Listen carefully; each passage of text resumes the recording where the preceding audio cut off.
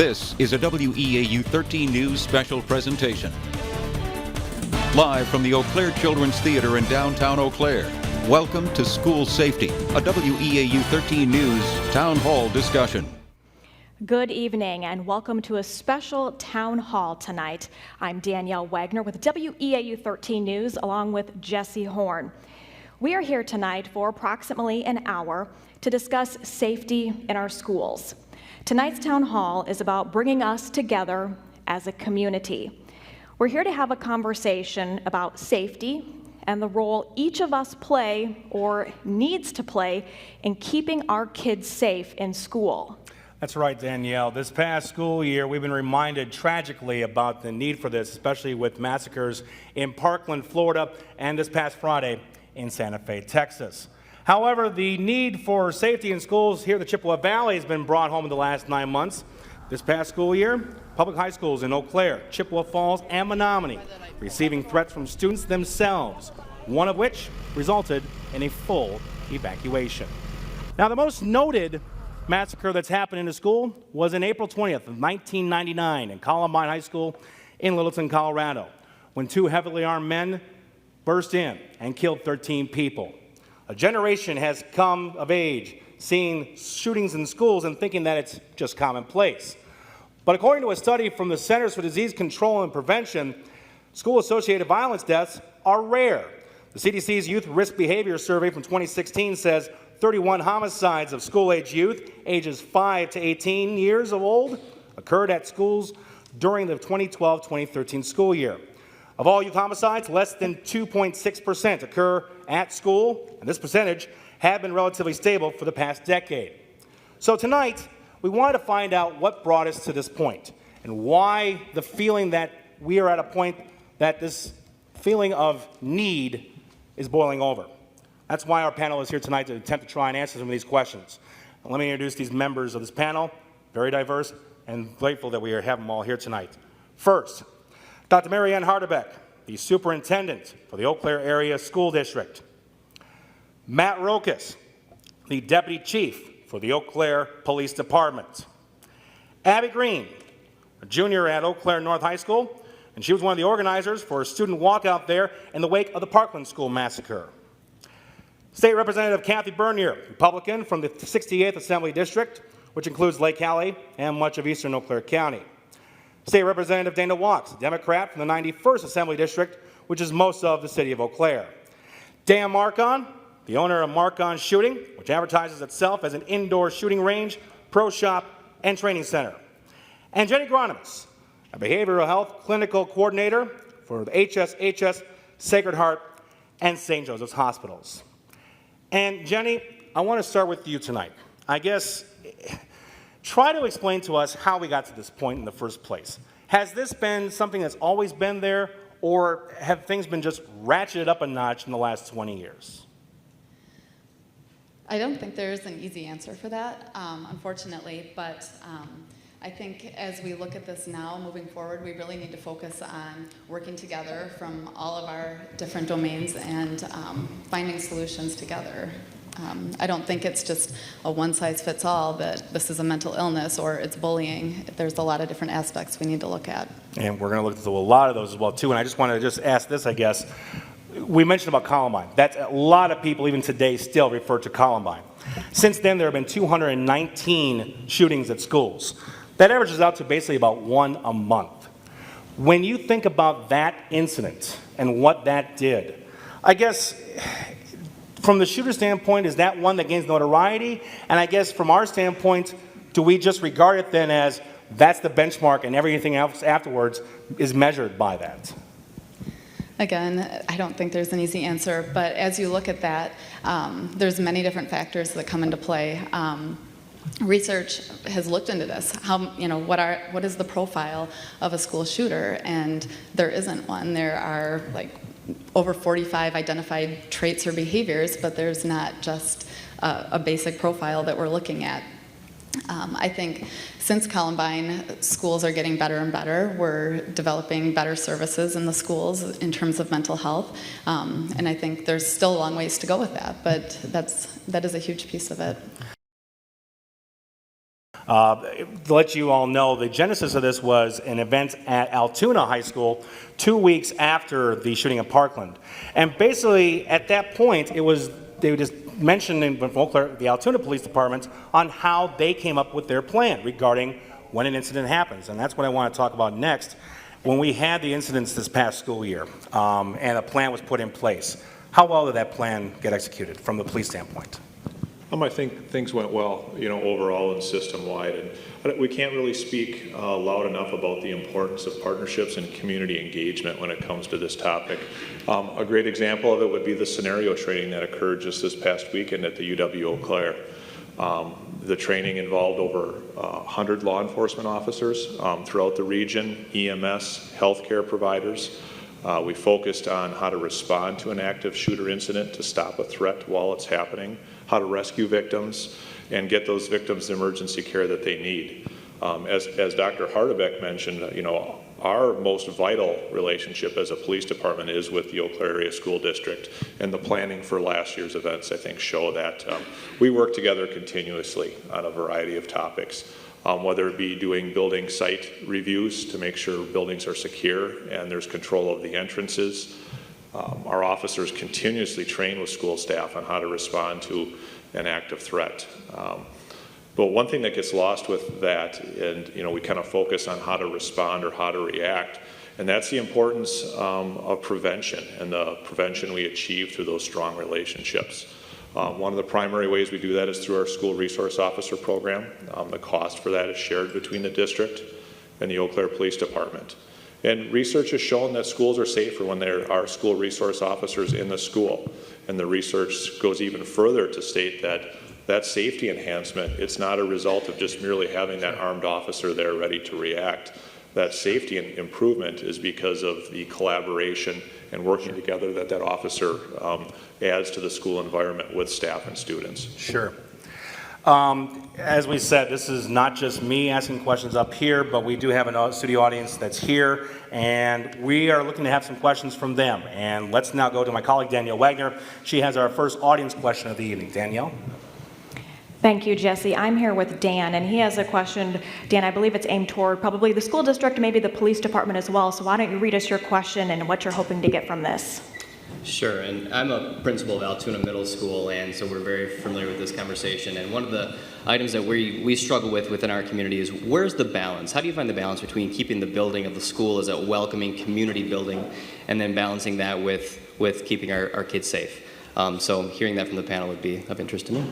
Thank you. I guess let's just go right to that, Deputy Chief Rokas, as far as that goes, trying to keep that balance as he was talking about. It is a difficult balance, and I'm sure there is not an easy answer to that. But I do think that brings to light the importance of the prevention-based work on this topic and having strong relationships.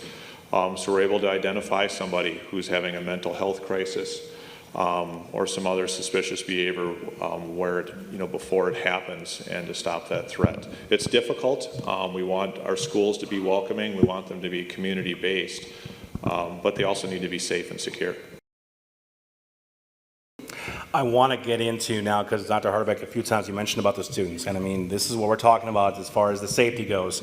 And I guess staying connected as well, too. And Abby, I want to just start with you, because I didn't have these when I was a junior at North back many eons ago. Because you have technology, because you have information and communication at your fingertips, how much has that played into making sure you're safe, but also understanding where these threats are coming from? I think with everything, technology has really evolved the way that we look at each other, the way we communicate, and where we get our information from. So I think that has had a big impact on like the safety precautions and whether we see our fellow students, maybe if they look like mentally unstable or they're about to go that kind of down that road. I mean, we can communicate that way, but I think it also kind of plays a role in like what sources you look at, like your political ideology, and what you learn kind of goes into what you think and how you look at this issue of safety in our schools. I think that's really influenced a lot of our students. Dr. Hardebeck, I want to get back to you on this.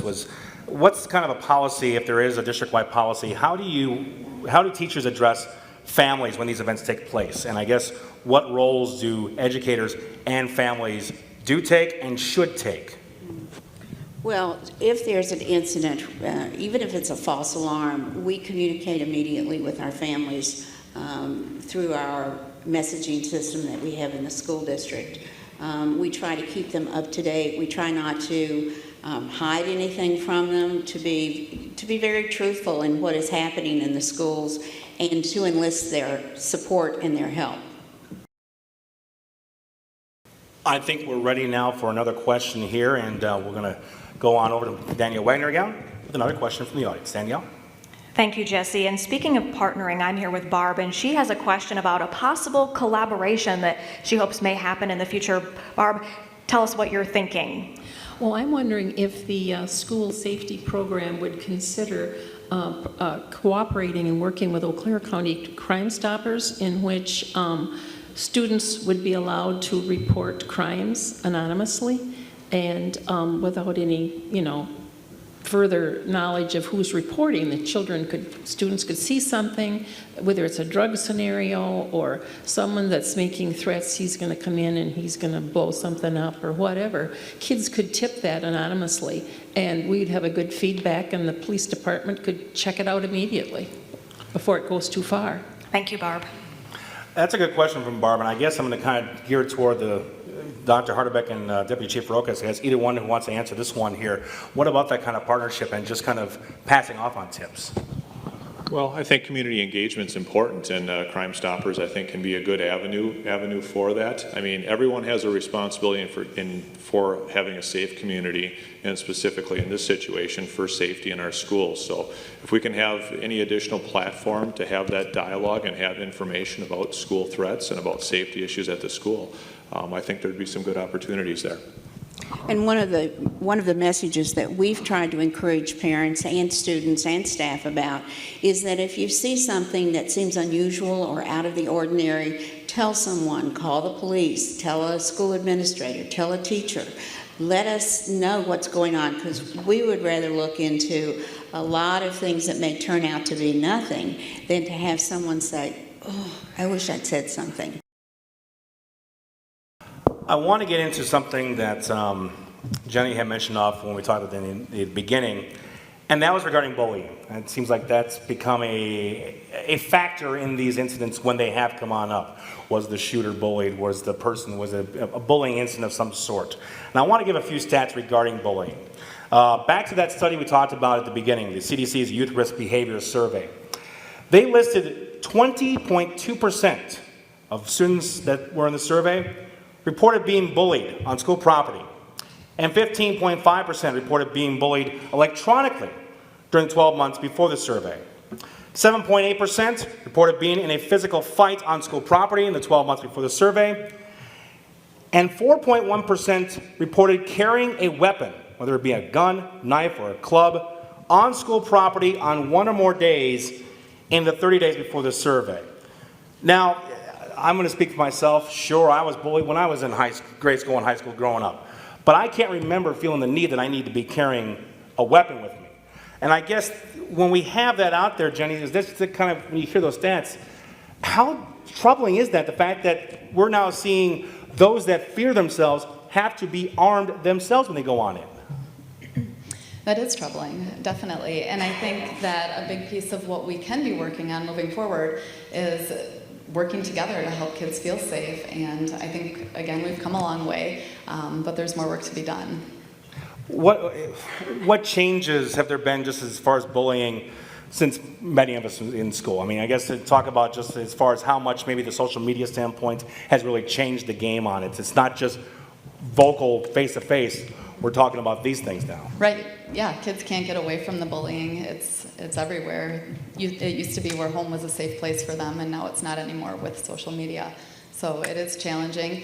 And I think a huge piece of that, again, is everyone working together, educating kids, educating parents, appropriate use of social media, and being able to walk away from your phone or to create some limits with it is important. Abby, when you have seen this at school, at some point? I mean, I guess, have you seen some sort of bullying at some point? And if so, how, I guess, with your friends, do you talk about it? How do you confront it? How do you discuss it?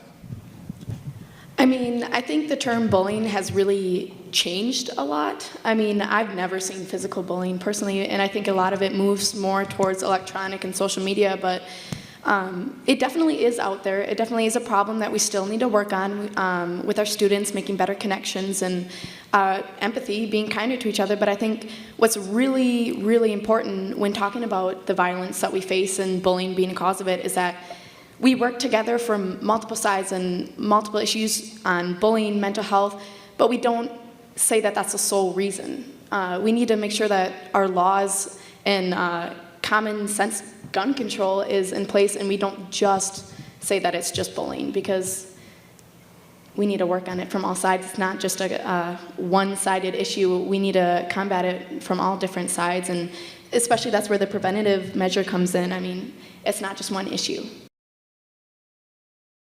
Dan, I want to bring you into this, because what are some of the laws regarding as far as just having guns in Wisconsin, and how much have they really changed over the past few years?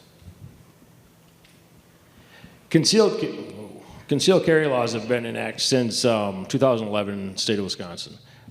When we got that law passed, when the Madison did that, it was a great thing for all the gun owners. That everybody thought it was going to be the Wild Wild West. Nothing's ever became of that. So that's one thing. Education's a huge thing. We see that now in concealed carry, you can get your concealed carry off multiple different ways. Your DD-214, if you're ex-military, your hunter safety, there's any type of firearms class out there, you can get it. Is that something that needs to be addressed? Possibly. And I'll leave that at that. However, the laws for the school system is, in the state of Wisconsin, is you cannot have a firearm on school grounds. So in some of the small communities that we live in, say Rice Lake or Spooner or something up north, where the town baseball field is a public entity, and on Tuesday nights they play high school baseball. That's a school grounds during that time. It's not defined like it is here in the Eau Claire or the Chippewa Valley. So you cannot carry during school functions on them grounds. People can't pull into the parking lots of schools with their firearm on their persons. They can't go to the playground, for instance, with their child on a Saturday. These are things that a lot of the general public don't know about unless they are educated by it. And that's kind of where we walk that line. Representative Bernier, you mentioned about love, but this has been a topic that definitely has seen back and forth on both sides of the aisle. And I want to get your reaction to just where this conversation is going, especially in Wisconsin. Back in February, right after Parkland, you're attributed with a quote, and I want to read it verbatim. "We want to be thoughtful in the process of addressing the murderers that walk into our schools and kill our kids." What did you mean by that?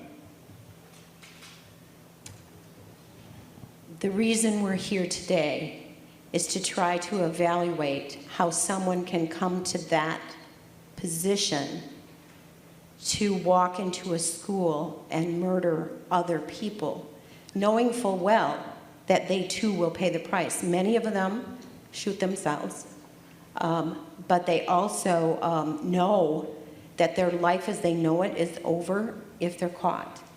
And I want to be a part of that discussion and that help toward fixing that attitude.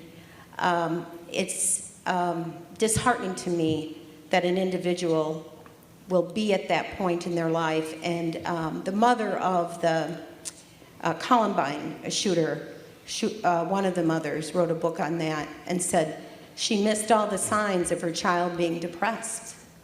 And she talks about how she needed to probably be more in tune to the child's needs as far as depression was concerned. Dana, I want to go back to some stuff that's mentioned as well, too, is that this year we saw Governor Walker put up $100 million of grants that were put out there. When the proposal came on out, you had recorded as saying some of these ideas aren't terrible. There's some good ones in there. And when it was passed, AB 843, you were one of 8 no votes. Well, here's the deal. I think it's a multi-pronged approach that's needed. That's my true belief. I believe that we need to put together a program where we're doing extensive background checks, where we're reinstating the 48-hour waiting period, where we are making darn sure that people that are getting these guns are folks that are going to be able to handle it. I've been a hunter and a fisherman my whole life. I've been hunting deer since I was 12, and grouse and pheasant as well. And when you do that, you understand the power and the danger of these weapons. I personally think we should ban the sale of assault weapons as was done in Maryland. The Maryland law has been tested. I mean, we obviously have a Second Amendment that needs to be carefully considered, but the Maryland law was tested and specifically delineates the types of weapons that should be restricted in terms of sale. I think we need to implement these kinds of things and get rid of bump stocks and other things that need to be done. And I've rolled that out very specifically. And these are my thoughts. Now, obviously, counseling is critical, and some of what Governor Walker has rolled out is helpful in that regard. But so much more could be done if we took the Medicaid expansion money. There would be a lot more money for counseling. We've got to do more counseling to figure out what's going on with these kids, and prevention is critical. And I think that liaison officers flow into this, and school board policy flows into this. But prevention is critical. But in the meantime, we have to love the potential victims too, and we've got to make sure that they're safe. And I think we need to roll in, take a look at this from a different perspective. I really do. All right, I want to go down to Danielle Wagner. She's got another Facebook question. Danielle? Thanks again, Jesse. And this will be directed toward the school district and also the police department. Molly asks, how are students caught with weapons disciplined? Pretty straightforward, I guess. Who wants to start that one? If there are weapons that are found, if somebody is found to actually be carrying something, what's done with that? Well, there are a variety of options that will be employed for that. Many of them are criminal justice based, and others are school rule or school policy related. So I'll touch on the criminal justice ones. Accountability is key. Obviously, having weapons in the school environment is not acceptable. In many cases, it's a criminal violation of law, and it needs to be dealt with in that way. So the criminal justice system does come into play with that. That doesn't necessarily mean a cell in the juvenile detention center. There's a variety of options. We've got a very strong restorative justice program in our community where students that are involved in this type of behavior or activity are brought in. They're able to meet with other community stakeholders, and they get to learn the impact of their behavior or their conduct, where they're able to see how bringing a weapon to school or some other violence, how that impacted the school environment and reduced the sense of security in the school amongst his or her classmates. There are other more punitive options that are there, and there's also services related to it, counseling and other services associated with it. You've been hearing a lot tonight. I mean, you've heard from the district, you've heard from law enforcement, your elected officials. Overall, it is your life that everyone's here trying to save. What takeaways in general do you have from everything that's been set up here by the other 6 panel members? I mean, the takeaway from here is that we hear all these different perspectives on people who, we're all here because we see a need for change. And we all have different ways of doing it, but what we need to do is stop polarizing each other and our different views and work together. We all have good ideas, and it's a process of working together, compromising, putting aside our political affiliation to create safety and look past it, because I mean, these are our kids, these are our community members, these are our children. I mean, we need to do something and work together and take away each piece that everyone has to do something about what's going on. Do you feel good just as far as organizing the walkout that you did up there? Do you feel like that's a first step in this? I think it definitely is. I think creating student involvement and awareness and having people understand what's going on around them and how they can get involved to change it, I think that's a huge step in the right direction of getting different perspectives and solutions to this. I think it's really helping us move in the right direction. And personally, I mean, my generation, I don't think we're going to stop until we get change for our safety, because these are our lives at stake, and I think it's important that we stand up and do that, and it's great to see it. Well.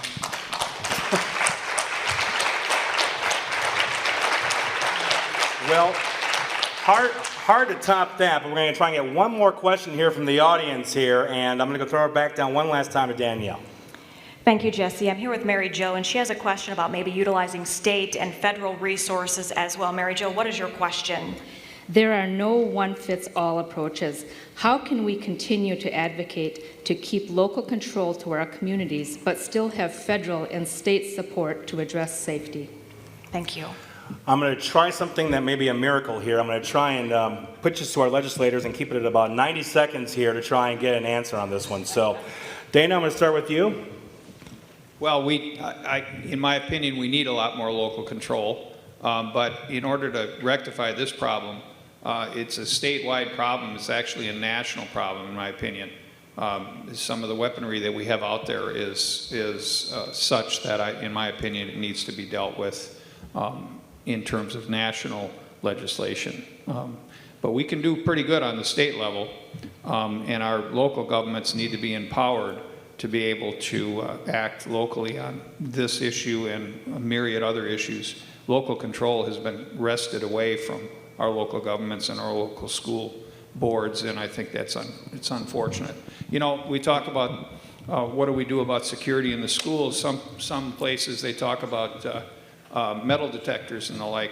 It's really the community that needs to say what they're comfortable with in terms of protocols at the doors. 90 seconds. Kathy, I give you the last bit here. Thank you.